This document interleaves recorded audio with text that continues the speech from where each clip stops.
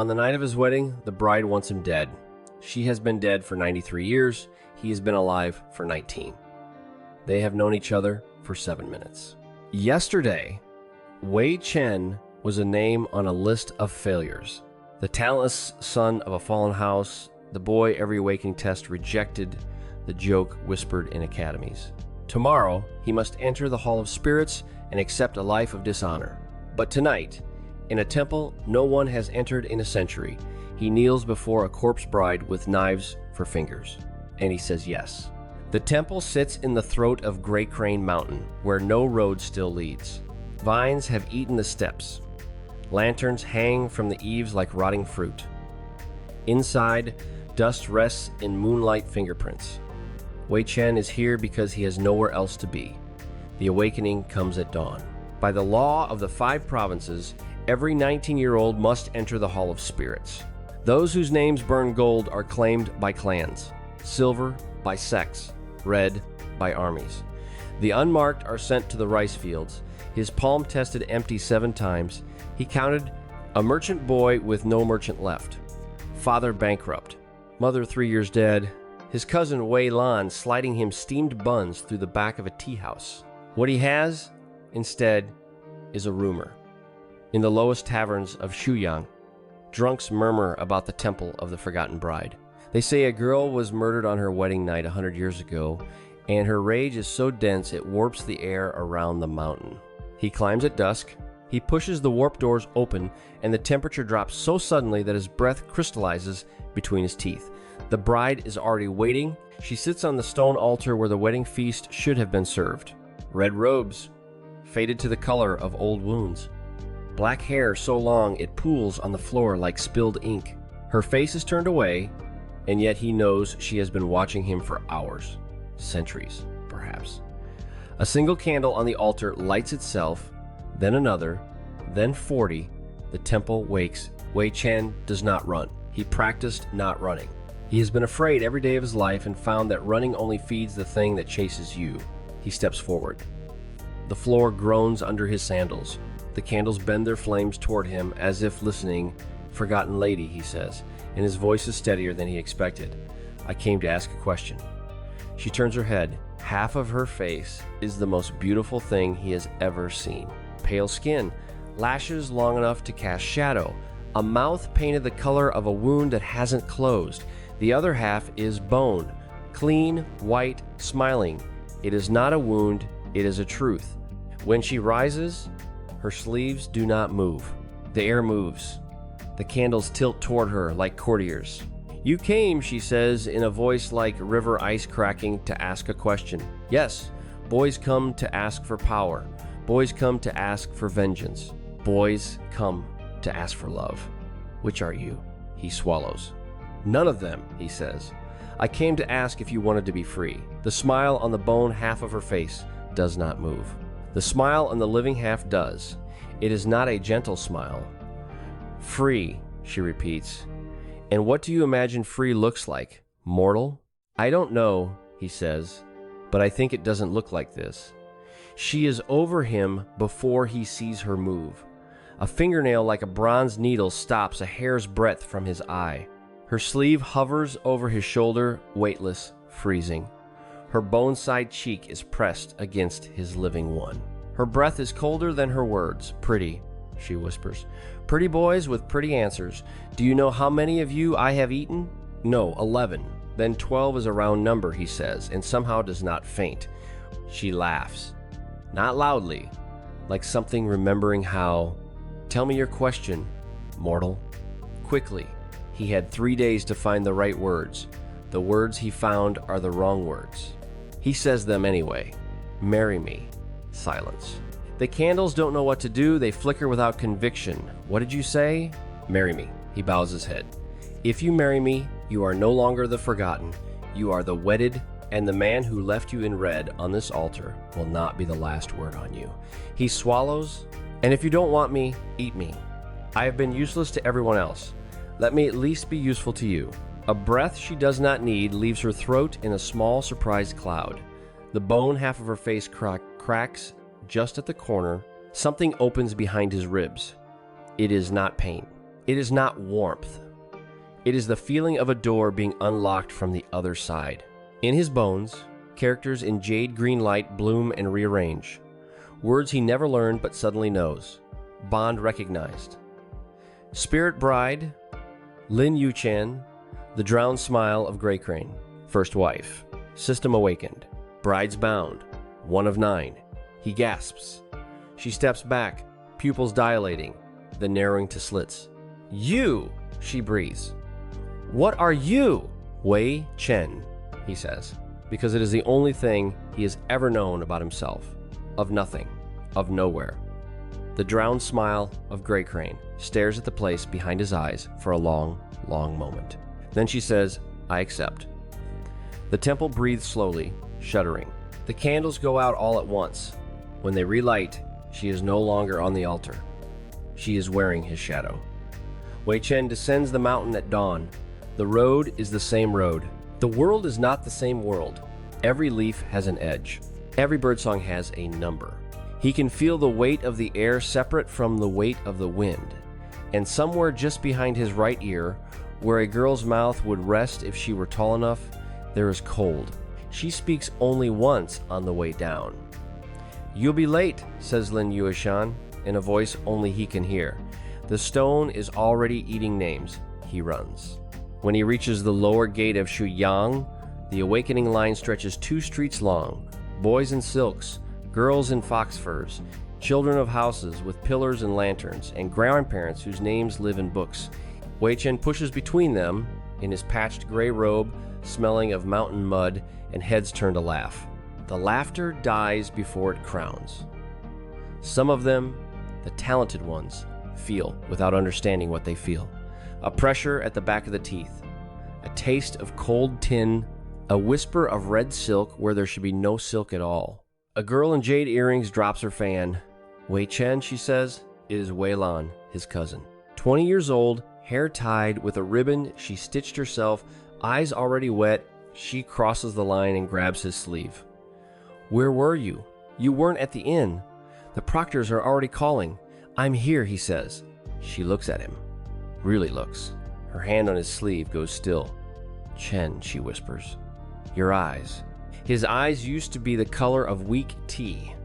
Now they are the color of moonlit water at the bottom of a well. He squeezes her hand. There's no time to explain. I'll find you after, he says. Whatever happens, promise you'll wait at the bridge. She nods, mouth open, wordless. He turns toward the Hall of Spirits. Inside, beneath a ceiling painted with all 28 constellations and an inlaid silver moon, the Stone of Names waits. It is taller than 3 men, black, smooth, indifferent. A line of 19-year-olds passes it, each pressing a palm against its surface for one breath. Yang Liu, daughter of Yang. Silver, sect of the Northern Pines. Su Han, son of Su, red. Western March Sword Battalion. Gao Zhu, son of Gao, gold. A long pause, triple gold. House of Gao confirmed by imperial decree. The hall whispers. Triple gold has not been seen in this province in 12 years. Gao Zi, 20 years old, turns from the stone and lets his eyes find a face in the crowd. He has been finding that face since he was 9, back when Wei Chen still believed friendship was something that didn't need to be paid for. Gao Zi smiles, politely, cruelly. Wei Chen, son of Wei, the proctor calls. The hall does not whisper now. It laughs. Wei Chen walks toward the stone. His footsteps sound very small. He presses his palm against the Stone of Names, and for one breath, nothing happens. Then everything happens. The stone shudders. A hairline crack runs from his palm to the ceiling and back down the other side. The painted constellations begin to move. The silver moon weeps a single drop of mercury onto the floor. Above Wei Chen's head, no color appears. Instead, a character writes itself in the air. It is not gold, not silver, not red. It is the color of a bridal veil seen by lamplight, and it is not one of the 4 sanctioned colors of the awakening. It is the character for bride. The proctor drops his brush. The hall goes very, very quiet. A voice no one in the hall has heard in 100 years passes through the painted moon. It is patient, it is amused, it is feminine. He is mine, says Lin Yueshan. The hall's lanterns all tilt toward Wei Chen as if bowing. In the back row, Gao Ji's smile finally falters. The Imperial Bureau of Awakenings keeps 3 rooms for situations the rules did not anticipate. Wei Chen is led to the smallest of them by an official whose hands tremble so finely that the tea in the cup he sets down shimmers like a small sea. A man waits at the table, old, bald. White eyebrows so long they have been braided. Sit, he says. Diviners bow to no one. Boy, what did you do? Wei Chen sits. He tells the truth. Not all of it, but enough. The temple, the proposal, the acceptance. The voice in the painted moon. The diviner listens without moving. When Wei Chen finishes, the old man closes his eyes. A second eye opens slowly in his forehead, pale blue and entirely without pupil. It blinks once, looks at Wei Chen, looks through him, looks at something standing very close behind him. The diviner's hand contracts. Drowned smile of gray crane, he says, and his voice has aged a decade in 3 syllables. You entered her temple with nothing and asked her to marry you. Yes. Why? Wei Chen considers many answers. He chooses the smallest. Because I thought maybe she was lonely, he says. The diviner is quiet for a long time. Then he laughs. Quietly, the laugh of a man who has watched the heavens for 60 years and is finally surprised. Boy, you did not awaken a talent, you awakened a vessel. He leans forward. There are fewer than a dozen vessels in the recorded history of the 5 provinces. They have no power of their own. They are the marital bed of borrowed power. What they bind to themselves, they wear. What they wear, they share. What they share, they grow. Do you understand? No. Good. Honesty is the first virtue of survivors. Your bride is dead, but her power is not. As long as she walks beside you, you are not a man without talent. You are a man with hers. And hers, mortal, is older than this dynasty. Wei Chen feels Lin Yuchan's smile inside his shadow. The diviner straightens. He suddenly looks tired. There will be people, he says, who do not want this story to continue. The man who killed your bride is still alive. He is not a man whose name you have heard yet. You will hear it soon. When you do not say it aloud. Do you understand? Yes. Good. He pauses at the door, turns. Wei Chen, why did you really climb that mountain? Wei Chen looks at his hands. I was tired of being nothing, he says. The diviner nods once. You are no longer nothing, he says. You are something far more dangerous. You are a man with a wife who remembers. He closes the door. That night, on the roof of the tea house where Wei Lan works, Wei Chen sits with his cousin. She brought plum wine, she brought steamed buns. She has not asked the questions yet. She asks one now. Is she here? She says, very quietly. Right now? Wei Chen feels the cold behind his right ear. Yes.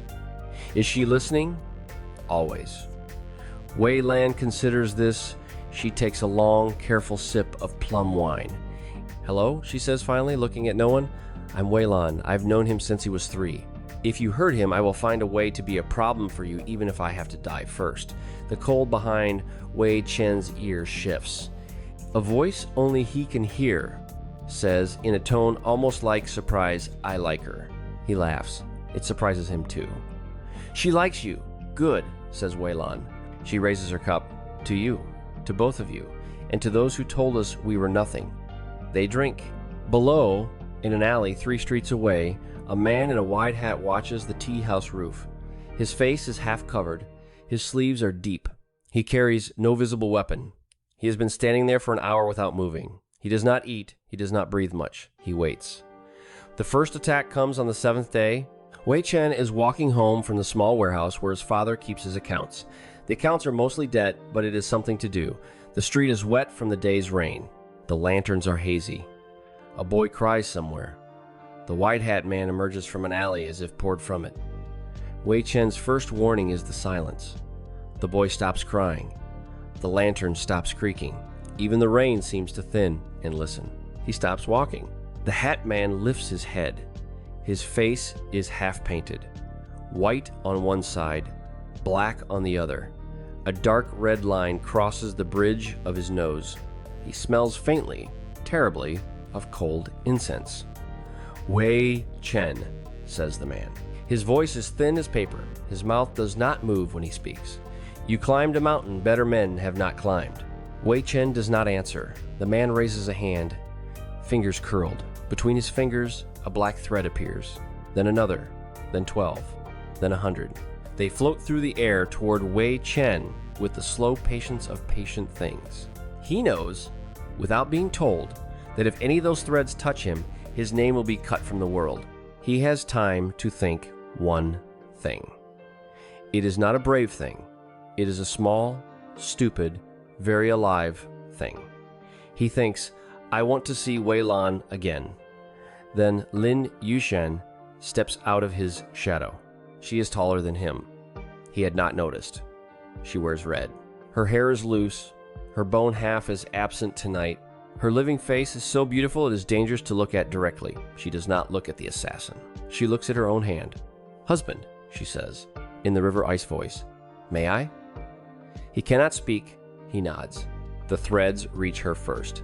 They do not touch her. They cannot. Where the threads enter the air around her, they freeze, bend backward, and fall like black needles onto the stones, with a sound like rain on a coffin lid. The assassin's painted face tightens. "Drowned smile," he hisses. "You know my old name," she murmurs. She walks toward him. Each step is slow. Each step drops the temperature of the street 1 degree. Her sleeves do not move. The puddles freeze under her bare feet. "You are not the man who killed me," she says, "but you wear his perfume. I serve. I know who you serve." She is in front of him now. He is taller than her. She seems taller. She raises a hand, 2 fingers extended, and touches the painted red line across his nose. "Tell him," she says, "that I have a husband now. Tell him that I remember." The assassin tries to step back. He does not move. His feet are frozen to the stones. The black threads in his fingers turn to ice and shatter. Lin Yuchan steps to the side, leans in, and whispers something in his ear. Wei Chen cannot hear. The assassin can. His painted face splits into something that, in life, would have been a smile of recognition. In death, it is a mask cracking. She kisses him on the forehead. Frost runs across his face, neck, hands. When it reaches his sandals, there is no more white hat man. There is a statue of black ice, hands still curled around, vanished threads, mouth still open in that almost smile.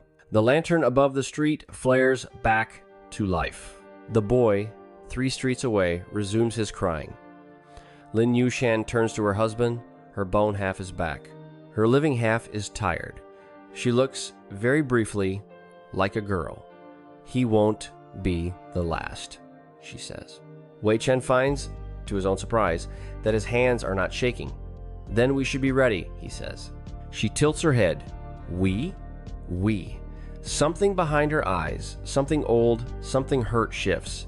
She steps into his shadow. Behind his ribs, the jade letters bloom again.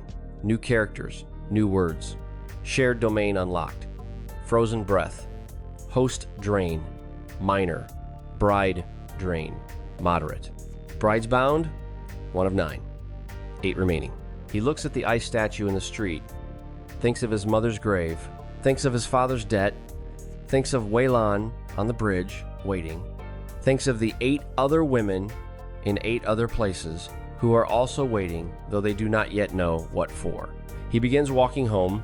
The next morning, Gaozhe finds him at the canal. The young master of House Gao does not arrive alone. He brings 2 cousins, a tutor, and a boy who carries his sword for him. He wears blue silk embroidered with cranes. His hair is perfect. "Wei Chen," he calls from across the water. "I'm told you're special now." "I was told the same thing," says Wei Chen. "I don't believe it. That's all right. My family has decided the bride character above your head was a mistake. A trick by some spirit. The Stone of Names is not infallible. There will be a second awakening for you at noon in my family's courtyard. I've invited everyone. Refuse, and the city will know you're a fraud. Accept, and we'll see what you really are." It is a beautiful trap. Wei Chen has admired beautiful traps since boyhood. He bows. At noon, he says. Gao Ji's smile becomes briefly genuinely confused. He had expected to enjoy this more. He turns and goes. In Wei Chen's shadow, Lin Yuchen laughs once, like a knife being drawn an inch from its sheath and slid back. I'm going to enjoy this, she says. At noon, the courtyard of House Gao is full. 300 guests, silks, fans, a small army of cousins.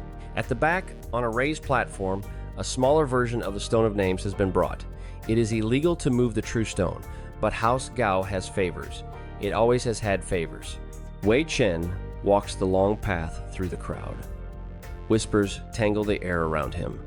Failure, luck, liar, bride. He presses his palm to the smaller stone. Gao Ji, on the platform, watches with arms folded above Wei Chen's head. No character appears. A long, slow exhale moves through the crowd. Part of it is triumph, part of it is disappointment. Most of it is the animal pleasure of watching someone confirmed as small. Gao Ji smiles. As I suspected, the stone was correct. There is no character. He is no vessel. He is. The temperature drops. Every guest's breath turns white. The ink on the tutor's brush freezes in the air. A teacup cracks without sound. Wei Chen lifts his hand from the stone. His palm is covered in white.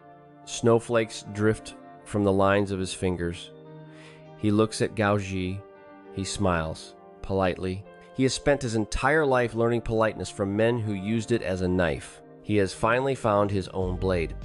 You said, Wei Chen murmurs, that we would see what I really am. He raises his hand. A breath leaves his mouth, and the breath is winter. It crosses the courtyard in a single, long, slow plume. Where it passes, the koi pond freezes solid. Where it passes, the ornamental peach tree drops every blossom at once, each one becoming a perfect small coin of ice. The breath stops a finger's width from Gao Ji's nose. The young master does not move. He cannot. The frost is not on him. It is around him. A sphere of cold air 3 feet wide, sealing him in place. His hair has gone white at the tips. A single tear of moisture has frozen on his lower lash. Wei Chen lowers his hand. The frost holds. He walks closer. The crowd parts. He climbs the platform. He stops an arm's length from Gao Ji. Friend, says Wei Chen softly, I was nothing. You are right. For 19 years, you were right. He leans in. But I am not nothing now. And the next time you build a stage for my humiliation, I will not bring my wife. I will bring something worse. He steps back. He gestures. Once, the way a man brushes crumbs from a table. The frost releases. Gao Ji staggers. His tutor catches him. His cousins do not. They are looking at Wei Chen the way men look at a cliff edge they did not notice until the second step. Wei Chen turns to the crowd. He does not bow. Forgive me, he says, in the careful voice of a man who is not sorry at all. I am still learning my wife's manners. He walks back through the crowd. The path opens like something cut. When he reaches the gate, the silence behind him has become a roar. In an upper window of the same courtyard, an old man in a gray robe watches. He has white braided eyebrows and a closed eye on his collar. He has been watching Wei Chen for 7 days. He takes his tea. He says to no one, survive 1 year, boy. Just 1 year. And the 5 provinces will not be the same. The diviner does not say it aloud. He does not need to. The wind, which was listening, carries it to the right ears. The right ears live 3 weeks' ride to the south, in a city of pale walls and red roofs, in a study lined with rare books, behind a desk of black wood polished by 90 years of patient hands. The man behind the desk is small, plump, friendly looking. He has the round, kind face of a grandfather who tells stories. He wears the deep purple of the Ministry of Rites. The seal on his sleeve names him Muheng, second of his line. He is also the man who, 93 years ago, on a wedding night, drove a bone needle into the heart of a girl named Lin Yuchen. He is older than he looks. Much older. A messenger is kneeling before his desk. The messenger is trembling. "My lord," says the messenger, "she has a husband." Mu Heng dips his brush. He continues writing the letter he was writing. His hand does not tremble. "Repeat that," he says, softly. The drowned smile of Grey Crane. She has bound herself to a boy, a vessel. She froze one of the wide hats in Shuyang. Mu Heng finishes his sentence. He sets his brush down. He looks up. His eyes are very bright. They are the color of polished river stone. They do not blink. "A vessel," he says. "Yes." And the drowned smile is, what? His first wife. "Yes, my lord." Mu Heng smiles. It is a gentle smile. It is the smile of a grandfather hearing that his little grandson fell out of a tree. "How charming," he says. "How unbearably charming." He looks at his letter. He picks up the brush again. He inks a name in the margin in a hand that has not changed in 70 years. "Wei Chen, send word," he says gently, "to the convent of the White Heron. The second bride is sleeping. Wake her. Tell her that her sister has married again and that the family is having a reunion." She will know what that means. "Yes, my lord." The messenger flees. Mu Heng sits at his desk for a long time. He is no longer writing. He is thinking. He is remembering a wedding night long ago and a girl in red who would not bow. He had not thought of her in years. He had been wrong to stop.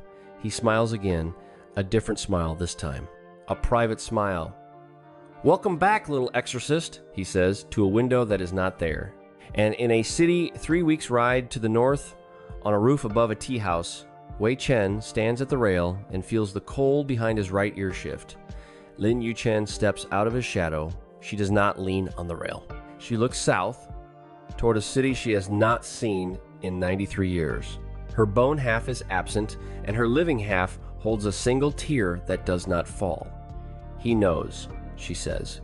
"Good," says Wei Chen. She turns to him. "You should be afraid." "I am." "Good." He looks at her, properly, for the first time, without the temple, without the threads, without the courtyard, just a girl in red, a husband in gray, a roof, a city, a sky. "Yue-chan," he says. It is the first time he has used her name. She closes her eyes for one breath. "When this is over, what do you want?" She does not answer for a long time. Then she says, "I want to be laid to rest, husband, with my real name on my real grave, by you." "Then that is what we will do, even if you fall in love with the next 8, he laughs. It is small. It is honest. It surprises them both, especially then, he says. She smiles. It is the first full smile her face has made in 93 years. The bone does not return. The living does not waver. For one heartbeat, she is just Lin Yushan, 22 years old, alive, in red, on a roof, with a boy. The heartbeat ends. The bone returns. The smile fades, but not entirely. Behind Wei Chen's ribs, the jade letters bloom once more. Not commands, not unlocks, a whisper, bond deepened. New resonance detected. Second bride approaching. He exhales. Below, in the alley 3 streets away, the lanterns light themselves. Alone along the canals, as if an invisible hand is preparing the city for a long night. To the south, in a convent of white stone, a woman who has not opened her eyes in 20 years sits up on a stone bed and feels the air change. She is not a ghost, she is something more. She smiles. And in the throat of Grey Crane Mountain, in a temple no one will visit again for some time, the dust rests in moonlight fingerprints. The candles no longer light themselves, and the warped doors stand slightly open, as if waiting for the next desperate boy to climb up and be answered.